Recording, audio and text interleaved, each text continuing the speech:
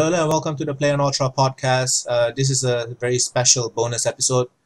I don't think we'll be talking about gaming, if we're going to talk about it at all, actually. With me is Julius Sweetland. I got your name correct, right? You did, yeah. Hi, Shar. Okay. Hi. So he developed Optikey. So Optikey is a software. Why don't you tell people what Optikey is? Okay. What is it? Very simply, it's a piece of software that I've written. It runs on Windows, and it allows you to control your computer and generate speech using only your eyes. That's awesome. And what's the reason for you developing the software? It's sort of designed at a market where people are currently unable to use physical mice and keyboards or communicate. So at the very beginning, it sort of came about because I had an aunt who had what we call motor neuron disease. A lot of the world calls it ALS. Okay. And I sort of looked at the solutions that were given to her around communication and that sort of thing, and I wanted to try and do something better. ALS was it gained quite a bit of traction this year or last year. Was it because of that ice bucket challenge or something? Was it? That's right. Was Yeah, it for ALS? that was for ALS. That was last year, and I believe it's running again this year. Yeah. Okay. I just wanted to ask your opinion because it seems more like people are doing it because it's a trend rather than really understanding what is it for. So how do you feel about that, the ice bucket challenge thing? It's quite a deep question, I suppose. It's a good thing. I'm behind it 100%. I mean, a year ago, most people who now know what the ice bucket challenge is had no idea what ALS was in the first place.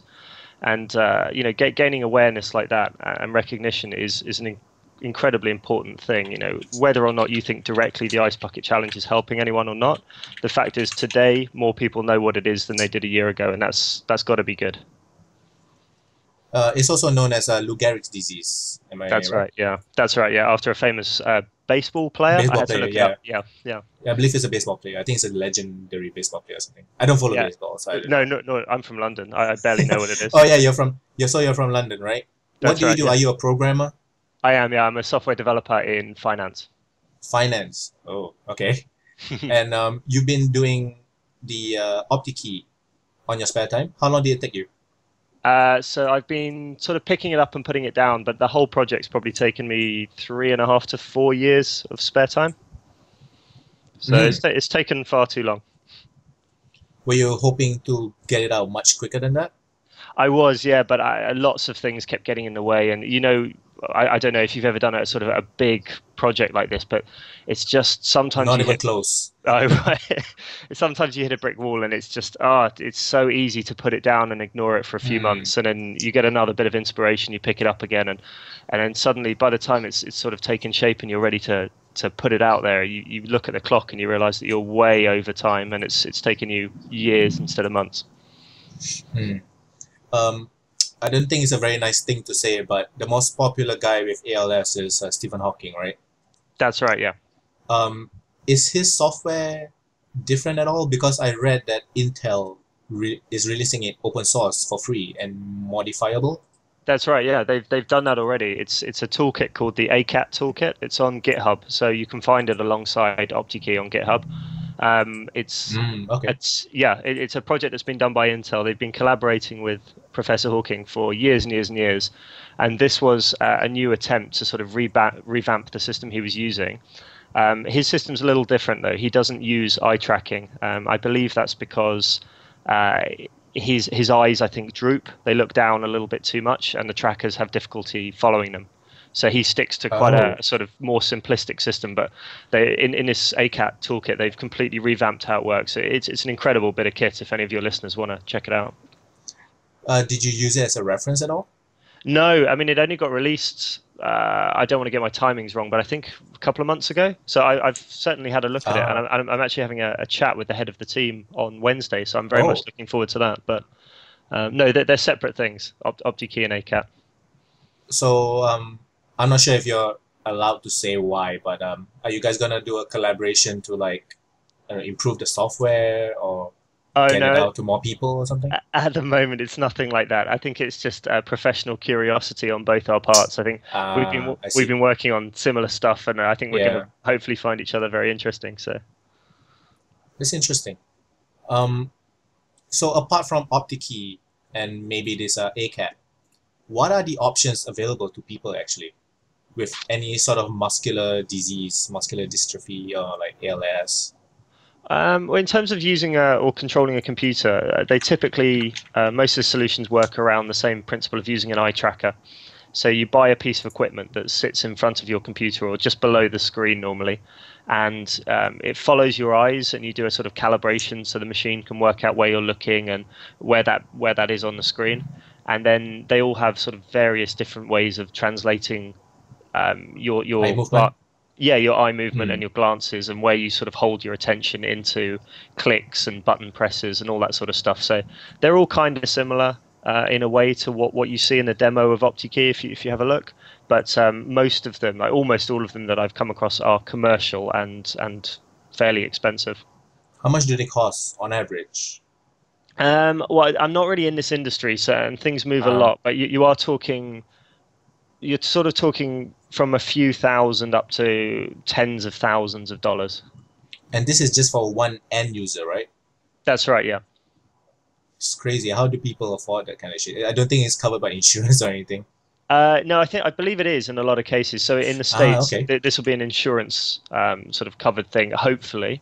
But that's part of the problem. Like if insurance doesn't cover it or insurance doesn't cover it enough, you've still got people who have to try and find money to be able to communicate with people around them. And it's just the whole concept of that strikes me as being fiercely unfair. So that's really what was behind this project in the beginning. Before Optikey, was your aunt using something else? Yeah, well, she sort of went downhill fairly quickly. So from Hmm. diagnosis to her death, I think it was less than 2 years. Oh, wow. Yeah, she was given a device by over here. We've got an organisation called the MNDA, which is the Motor Neuron Disease Association, and they do All right. excellent work. And part of that is they will give equipment and solutions to people for free on sort of a loan basis or whatever. And they gave her a sort of a typing device, which you tap in your words and it's physical, and then you press a speech button and it will speak, and it was effective up to a point. But part of this disease is that you lose the ability to control your body. So things like that are only going to work up to a point because your fingers are only going to work up to a certain point. Yeah. So I need to buy a eye tracking device, correct? Uh, How much do they usually cost? Those kind of okay, stuff. so to answer your first question, yes, ideally, if you want to use Optikey in the way that I intended it to be used, yeah, you need an eye tracker, and they start at around 99 US dollars, so £70 in the UK. They're not particularly expensive anymore. They used to Hmm. cost tens of thousands of dollars, but there's Oh, some wow. aggressive sort of marketing and new players in this field who are creating them cheaply. So yeah, they're about $100, $140 at the low end. And I know of a few projects to produce them for even less than that. Do you have do you have any that you recommend? Um, I wouldn't like to. There's information on the Optikey website, which is optikey.org. All right. The only reason I don't want to put it on there and say this specific one is because the landscape is changing, and so by the time I put out a recommendation, I might be thinking, oh no, that's wildly out of date now. This one's better and cheaper. I'm just going to keep the website up to date. Okay. So what is the current timeline looking towards the future for Optikey? Are you just looking for bugs and updating it? Yeah, it's a bit of everything. So, I mean, I only released it really about 2 weeks ago on Reddit, and that's where most people and most of this attention has come from. Yeah. Yeah. Uh, Before that, I was tinkering away, and it was on there for a while, but no one really knew. So, what I've been doing recently is, in the first 2 days of it being released, I had 90 something thousand people on the website trying it out, and Oh. a few bugs that I'd never seen came from that. So I was frantically trying to get those fixed, and that took up probably the first 3 or 4 days of release. Then I was overwhelmed by people saying, "This is great. Can we have it in French, in German, in Russian?" So I've been putting together a team of people out there who are volunteering their time, which is superb, and they're in the middle of translating it into how many languages have we got going on? 15, I think, right now. And the first one, which is going to be French, I think, is pretty much 95% of the way there. So that'll be coming out soon. So I've been overseeing that and sort of helping those guys along. I've got a load of new changes that I want to put in as well. So that's what I'm calling version 3, and I've sort of started work a little bit on that. And it's a lot of different things at the same time, and giving interviews and trying to get people aware of it. That's what's going on at the moment. Awesome. So basically, it's an on-screen keyboard, right? And then I use my eyes to type out. Yeah, that's about the size of it.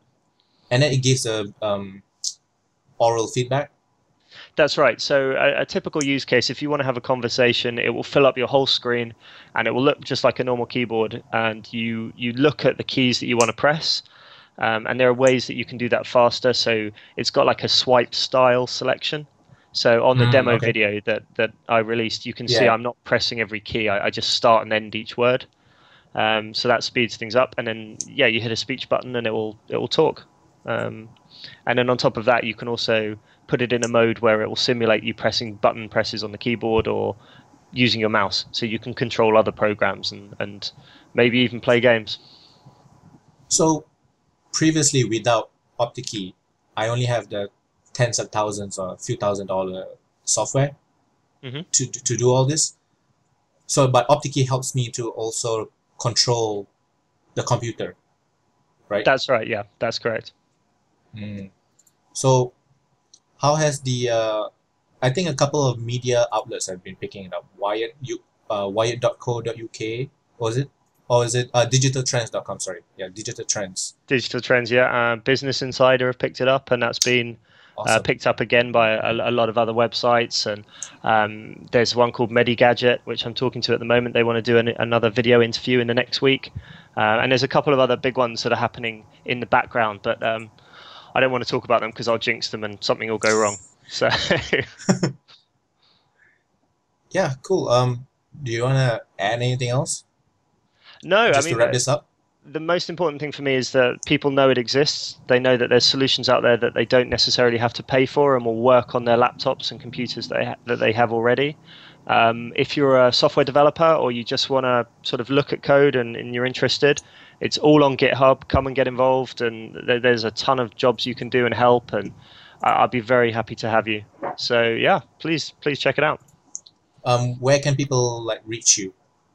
So if you go onto the website, which again is optikey.org, I've put my email address on every page at the bottom. It's optikeyfeedback@gmail.com, which isn't very professional, but it's not a professional project. So send me an email, it comes straight through to me, and I'll get back to you pretty quickly. All right, cool. That's pretty much it. Thank you very much for joining.